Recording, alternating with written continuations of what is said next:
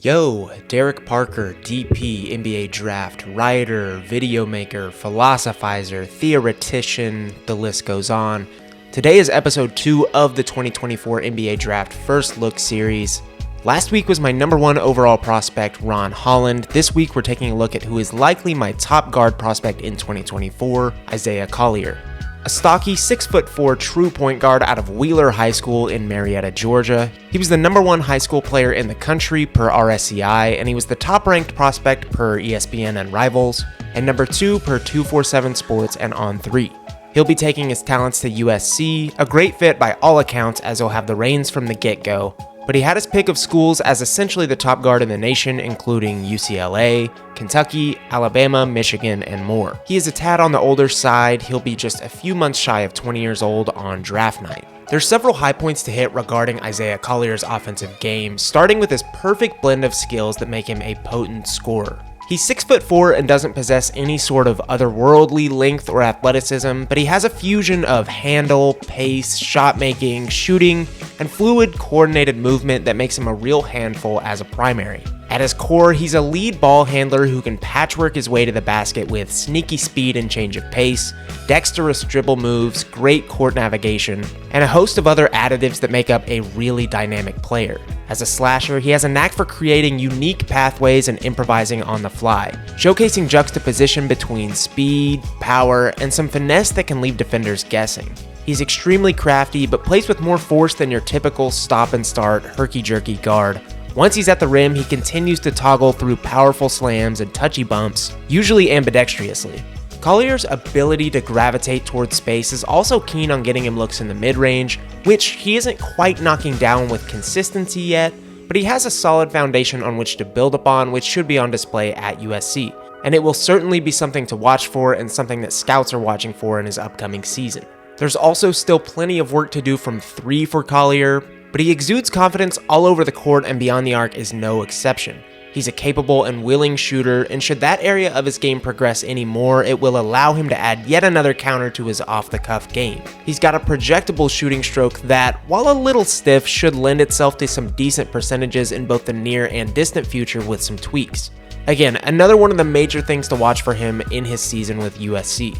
If he can prove to be a threat from three-point land, that could very well propel him into the upper echelon of 2024 prospects and potentially into a category of his own.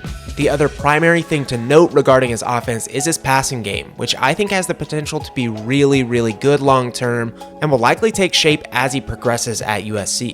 With the ability to get downhill pretty often, Collier is going to have ample opportunity to defer to his teammates as he's doubled, finds himself in space, or is simply shut down. And from what I've seen so far, he does show a real willingness to do that. His passing velocity really stands out, and there's times where everything clicks for him and he makes the right read and zips an extremely accurate pass right to a shooting pocket. But there are going to be a ton of really important improvement points for Collier regarding his passing this upcoming year. Seeing the floor better in general at 6'4", refining his decision making, limiting turnovers, and those will all be things NBA organizations are looking for, especially as they're extremely important to becoming a good starting NBA point guard. He'll of course land somewhere in between expert level facilitator and a tunnel visioned, turnover prone lead, but where he falls in that spectrum could very well be the difference in him going as high as number 1 or somewhere much lower. On to defense. With his stocky frame and overall movement skills, Collier very well could be a net even on the defensive end of the court, both next season for USC and down the road in his professional career. A few things to touch on. Firstly, Collier is a very solid defensive playmaker. He's very anticipatory in passing lanes, employs really active hands on ball, and even has good general defensive instincts. Even better, he's great in the open court, and his passing chops can help him convert those turnovers to points with relative consistency. Via his athleticism, he has the potential to block shots here and there, but for the most part, he will be limited to typical feisty guard defense. Secondly, he plays with a ton of energy and has a very active motor, similarly to his high-octane offensive game, which, even when coupled with his average size that's likely to be exploited some in college and the pros, goes a long way. Typically, average-sized point guards aren't liable to make a massive impact defensively in the NBA, but there's reason to believe Collier can get to a workable point somewhere down the line, and in the least he should have plenty of highlight reel-worthy defensive plays this upcoming season with the Trojans. Collier should be an extremely fun watch at USC this year. He's going to have a ton of opportunity as the lead ball handler, playing on a team with some savvy veterans and potentially other top recruits to defer to.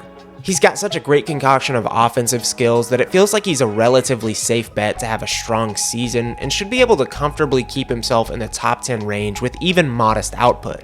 On the high end, Collier likely comes out of this thing as the best guard in the class, with real potential as a starting point guard in the NBA down the line, maybe as a 1B type scorer who can take some pressure off the rest of his team and playmake at a decent rate. Regardless, watching him go to work in that Cardinal and gold will likely yield fireworks on a near nightly basis. That's it for this one. Please drop a like, subscribe, tell your friends, do whatever you can. It really genuinely helps me to continue to do this every week. Let me know what you think of Collier, who you want me to break down in my next first look video, and we'll see ya.